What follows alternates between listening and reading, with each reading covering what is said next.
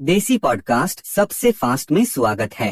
आपको शायद ये सुनकर यकीन नहीं होगा, पर मैंने एवेंजर्स डूम्सडे की कहानी क्रैक कर ली है, और एटलीस्ट मुझे ऐसा लगता है। तो जरा सुन के बताना कि मैं सही हूँ कि नहीं। एवेंजर्स डूम्सडे की कहानी शुरू होगी फैंटास्टिक फोर के एंड क्रेडिट से, जहाँ डॉक्टर डूम बैक्स्टर बिल्डिंग में डायरेक्ट फ्रैंकलिन के पास आता है। तो हमें लग तो रहा है कि वो फ्रैंकलिन को किडनैप करने आ रहा है, पर ऐसा है नहीं। सूजन उस पर अटैक करने वाली होती है और उसका चेहरा देखकर रुक जाती है, क्योंकि वो चेहरा जाना पहचाना था। वो चेहरा था डॉक्टर डूम का। पर वो थोड़ा सा शॉक होती है, क्योंकि लास्ट टाइम जब वो मिले थे तब उसका चेहरा जला हुआ था और उसने मास्क पहना हुआ था। डॉक्टर डूम सूजन को इंकर्जन के बारे में बताएगा और फैंटास्टिक फोर से मदद मांगेगा।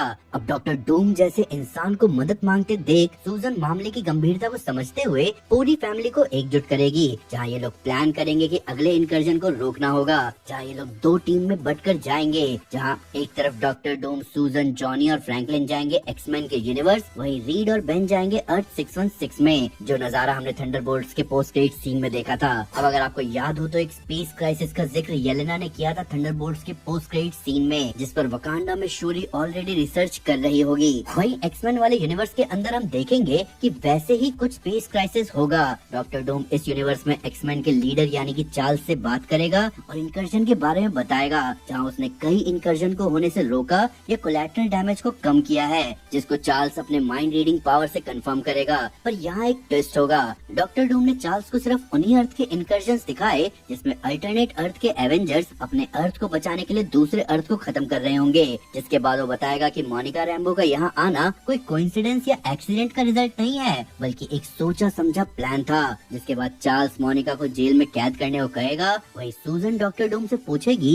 कि तुम्हें एवेंजर्स के बारे में कैसे पता, और अगर वो इतने खतरनाक है तो रीड और बेन को वहाँ क्यों भेजा। जिस पर डॉक्टर डूम समझाएगा कि मैंने उन दोनों को वहाँ जाकर ये समझाने को भेजा है कि हमला ना करे, मेरे पास एक प्लान है। यहाँ मेन अर्थ पर जब रीड और द थिंग आते हैं तो न्यू एवेंजर्स और ओल्ड एवेंजर्स दोनों ही उनके सामने आते हैं। जिसके बाद पहले तो थोड़ी कंफ्यूजन होती है, लेकिन फिर रीड बताता है कि तुम्हारा अर्थ तबाह होने वाला है और हमें इस तबाही को रोकना होगा। शूरी और वोंग जो इस इंकर्जन के फिनोमेना पर नजर रख रहे थे, वो उसकी बातों से एग्री करते हैं और एक इमरजेंसी मीटिंग बैठाते हैं, जहाँ सारे एवेंजर्स मिलकर कोई रास्ता ढूंढने में लगे हैं। तभी अमेरिका चावेज़ बताती है कि फाइनली मुझे वो अर्थ मिल गया जिसमें मोनिका रैम्बो है, पर एक इशू है। इशू ये है कि जिस अर्थ के साथ हमारा इंकर्जन होने वाला है वो वही है। कैप्टन मार्वल निकलने ही वाली होती है कि रीड उसको रोकता है। वो बोलता है कि अगर तुम स्पेस में बने क्रैक से गई तो इंकर्जन की रफ्तार और बढ़ जाएगी, इसीलिए तुम ऐसे नहीं जा सकती। इसके बाद रीड कहता है कि हमारा शिप मल्टीवर्स में ट्रैवल कर सकता है, तो हम उसके जरिए जा सकते हैं।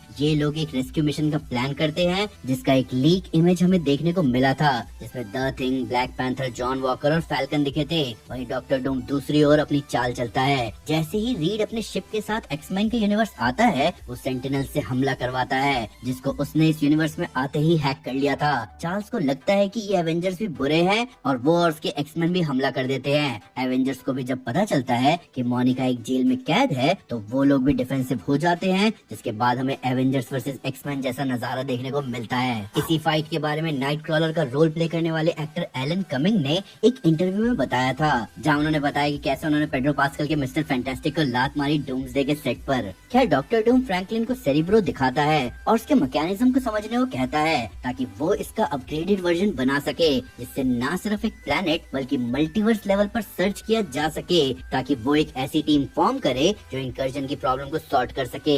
इसके बाद डॉक्टर डूम उस फ्रैंकलिन को उस सेरिब्रो का इस्तेमाल करके अर्थ 616 की वांडा को ढूंढने को कहता है, पर वो फ्रैंकलिन को नहीं मिलती। जिसके बाद वो कहता है कि अमेरिका चावेज़ को ढूंढो, जो कि उसी टाइम इस अर्थ पर आने के लिए पोर्टल खोलती है, क्योंकि एवेंजर्स और एक्समैन की लड़ाई में एवेंजर्स कमजोर पड़ रहे थे।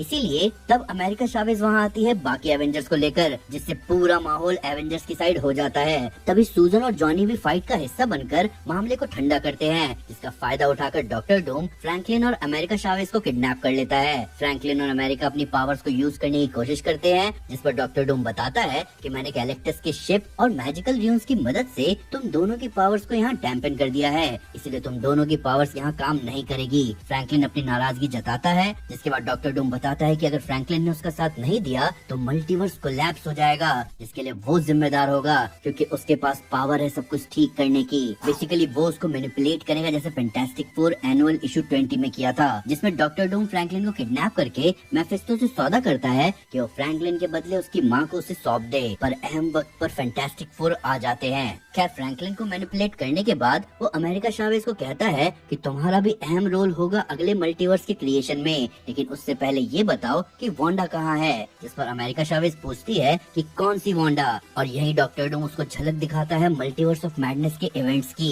जिसमें अमेरिका चावेज को पकड़ने के लिए एक वांडा पूरे इल्यूमिनाटी को मार देती है। डूम रिवील करता है कि मल्टीवर्स को बचाने के लिए उसका मिलना जरूरी है, जिस पर अमेरिका चावेज कहती है कि वो तो कब की मर गई, पर डूम कहता है कि वो कोई प्रॉब्लम नहीं है, तुम बस हमें उस जगह ले चलो। जिसके बाद ये लोग जाते हैं माउंट वंडागोर, जहाँ पत्थर हटाने के बाद उन्हें कुछ नहीं मिलता।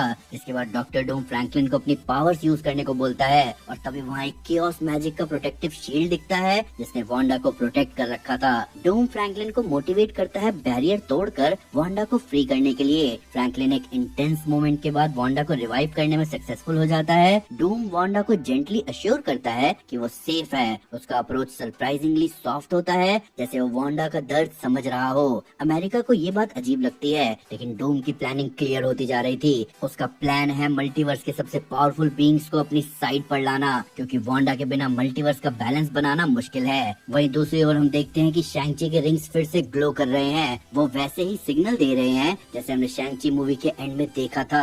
ये सिग्नल लोकी भेज रहा है। शैंग-ची के रिंग के अंदर का स्ट्रक्चर यगड्रसिल जैसा जो दिख रहा है। इसके बाद एक टाइम डोर खुलता है और सिल्वी कहती है कि समय आ चुका है, और वो उसको टीवी ले जाती है जहाँ मेन अर्थ के थॉर के साथ साथ कई हीरोज होते हैं। इसके बाद सिल्वी बताती है कि वो एक लोकी वेरिएंट है और लोकी प्राइम ने मल्टीवर्स को इतने समय से स्टेबल कर रखा है जिसके बारे में शायद कोई नहीं जानता, और जो वर्ल्ड ट्री यगड्रसिल उसने बनाया था वो बस एक टेम्पररी पैच था ताकि फ्री विल वापस लाई जा सके। लेकिन इसकी वजह से मल्टीवर्सल वॉर खत्म नहीं हुआ बल्कि सिर्फ डिले हुआ है, और डूम के हिसाब से ये एक फ्लॉ है। उसका मानना है कि जितना टीवी और लोकी मल्टीवर्स को बचाने की कोशिश कर रहे हैं उतनी ही प्रॉब्लम बढ़ती जा रही है। इसलिए वो कहता है कि मल्टीवर्सल वॉर होने दो, सारे कैंग वेरिएंट्स और यूनिवर्सेस को टकरा कर खत्म हो जाने दो। इनफैक्ट उसने कई इनकर्जन को अपने हिसाब से प्लान किया, जहाँ उसने जिस यूनिवर्स का जो चाहिए था उसको प्रोटेक्ट करने के लिए सामने वाले यूनिवर्स को खत्म करवा दिया। तभी थॉर पूछता है कि अगर ऐसा है तो उसमें और कैंग में अंतर क्या है, जिस पर ओबी बताता है कि ही हू रिमेन्स के मॉडल में फ्री विल 0 थी, वही डूम का मॉडल और भी ट्विस्टेड है। वो फ्री विल अलाउ करेगा पर सिर्फ उतनी जो उसके कंट्रोल में रहे, जो सिस्टम को तोड़ ना दे। डूम का मानना है कि सिर्फ उसका सिस्टम परमानेंट होगा, बाकी सब सॉल्यूशन डूम्ड है। बड़ी मुश्किल से हमें ये पता चला कि डॉक्टर डूम अर्थ 828 से है, जहाँ उसने मैजिक और टेक के इस्तेमाल करके अलग अलग यूनिवर्स में जाने लगा। उसने मल्टीवर्स को अच्छे से स्टडी किया, जिसके बाद वो बनना चाह रहा है गॉड एम्परर डूम, लेकिन उसका इंटरेस्ट अर्थ 838 के टोनी स्टार्क यानी कि सुपीरियर आयरन मैन पर आकर रुक गया, क्योंकि उस टोनी स्टार्क ने अर्थ को एक परफेक्ट यूटोपिया बना रखा था। इनफैक्ट जब डॉक्टर डूम ने इस टोनी स्टार्क को अपने साइड करने की कोशिश की तो उसने पाया कि वो उससे भी ज्यादा पावरफुल है। जिसके बाद इन दोनों के बीच घमासान युद्ध हुआ, जिसके एंड में डॉक्टर डूम जीता, और उसने अपनी पावर इस सुपीरियर आयरन मैन की बॉडी में ट्रांसफर करके अपने प्लान को आगे बढ़ाया। हमें सारी इन्फॉर्मेशन उस मरे हुए सुपीरियर आयरन मैन से मिली, वरना डॉक्टर डूम हमारे रेडार में कभी आता ही नहीं, क्योंकि उसकी की गई कॉन्शियसनेस ट्रांसफर का पता लगाना हमारे लिए भी मुश्किल है। मैंने doctor Doom versus superior iron man वाला कंसेप्ट इसलिए इंटीग्रेट किया क्योंकि इस इवेंट को हाल फिलहाल रॉबर्ट डाउनी जूनियर ने खुद टीज किया था, जहां हमें iron man versus doctor Doom के कवर वाली कॉमिक्स दिखी थी। अब मैं जो यहाँ कॉन्शियसनेस ट्रांसफर करने वाली बात कर रहा हूँ उसका मेन रीजन ये है कि ये डॉक्टर डूम बिलोंग करता है फैंटास्टिक फोर के अर्थ 828 को, जो कि सेट है 1960s के टाइम पर, जिस समय तक टोनी स्टार्क ने जन्म भी नहीं लिया था। तो ऐसे में कॉन्शियसनेस ट्रांसफर के अलावा कोई और कनेक्शन नहीं है जो डॉक्टर डूम को टोनी स्टार्क से जोड़े। खैर मूवीज आगे बताता है कि जब वांडा ने अमेरिका चावेज के लिए उसकी फॉर्म करी इल्यूमिनाटी को खत्म कर दिया तो वो समझ गया कि वो कुछ भी कर ले कोई ना कोई हमेशा उसके पावर लेवल को सरपास कर जाएगा। इसीलिए वो अब लोकी के पीछे है, जो वर्ल्ड ट्री यगड्रसिल बनाकर नई टाइमलाइंस को जिंदगी दे रहा है। थॉर को ये जानकर बहुत खुशी होती है कि उसका भाई, बेशक उसका वेरिएंट ही, उसकी सोच से भी बेहतर जगह पर है। कि तभी वहाँ डॉक्टर डूम आता है अपनी डूम आर्मी के साथ। ये कोई डूम बॉट्स की आर्मी नहीं थी, ये मल्टीवर्स से इकट्ठा किए गए डॉक्टर डूम के वेरिएंट्स थे, जिसने रॉबर्ट डाउनी जूनियर के डॉक्टर डूम के सामने सरेंडर किया। यहीं पर ये बात भी रिवील होती है कि डॉक्टर डूम ने वांडा को वादा किया है कि वो मल्टीवर्स के कोलैप्स के बाद जो नई दुनिया बनाएगा उसमें उसके बच्चे विजन के साथ उसको दे देगा।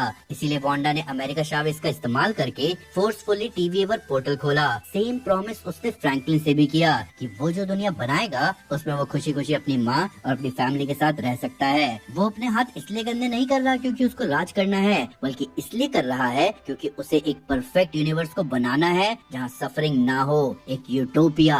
इसीलिए फ्रैंकलिन डॉक्टर डूम के साइड होता है। तभी थॉर डूम पर अटैक कर देता है। वो शुरू में तो उस पर भारी पड़ रहा होता है, पर तभी फ्रैंकलिन डॉक्टर डूम को पावर अप देता है, जिसको देख लोकी समझ जाता है कि थॉर अब नहीं बचेगा। इसीलिए वो उसको बचाने के लिए अपनी कुर्सी खाली छोड़ देता है। यहाँ एक जबरदस्त लड़ाई होती है जहाँ लोकी थॉर की मदद के लिए अपनी टाइम स्लिपिंग को यूज करके बाकी एवेंजर्स को भी यहाँ ले आता है। हालांकि लोकी को थोड़ी देर हो जाती है क्योंकि थॉर मर चुका है। और फिर ये रिवील होता है कि लोकी जिससे लड़ रहा था वो डूम नहीं है जिसने थॉर को मारा, और तब मेन डूम उसकी कुर्सी पर बैठ चुका है। थॉर मरने से पहले वही लाइन कहता है जो उसने कही थी इन्फिनिटी वॉर में, the sun will shine on us again. Loki को गुस्सा आता है और इससे पहले वो कुछ कर पाता डॉक्टर डूम कहता है डूम्सडे बिगिंस नाउ। जिसके बाद हमें वो लीक कंसेप्ट आर्ट का एक सीन दिखता है जिसमें डॉक्टर डूम रूल कर रहा है। फ्रैंकलिन अपनी मॉम के साथ है, पर उसके डैड रीड नहीं है बल्कि डॉक्टर डूम है। हल्क का अपना गामा वर्ल्ड है, वहीं बाकी सब भी मिडीवल टाइम में है। एंड क्रेडिट में हमें दिखता है डॉक्टर स्ट्रेंज जो कि एक अलग ही अवतार में है। ये अवतार है उसका सबसे स्ट्रॉन्गेस्ट वर्जन, उसका ब्लैक प्रीस्ट फॉर्म, जो कि हमें दिखेगा अगली डॉक्टर स्ट्रेंज मूवी में। तो ये मैंने एवेंजर्स डूम्सडे की स्टोरी बनाई है अभी तक मिले सारे सेट इमेजेस और कंसेप्ट आर्ट से, जिनके साथ साथ मैंने कई सारे रिपोर्ट्स भी यूज करे। अब देखो कुछ इससे 19-20 हो सकते हैं, पर एक बात बताओ, स्टोरी क्रेजी थी कि नहीं? अब आप मुझे बताओ कि आपको क्या लगता है कि एवेंजर्स डूम्सडे की स्टोरी इससे कितनी क्लोज होगी, या मैं बहुत दूर हूँ अभी भी? आइए कमेंट्स इसके बारे में बात करें। स्टोरी अच्छी लगी हो तो लाइक जरूर करें और चैनल को सब्सक्राइब करना ना भूलें। मिलते हैं दोस्तों अगली वीडियो में। चैनल को सब्सक्राइब करना मत भूलना।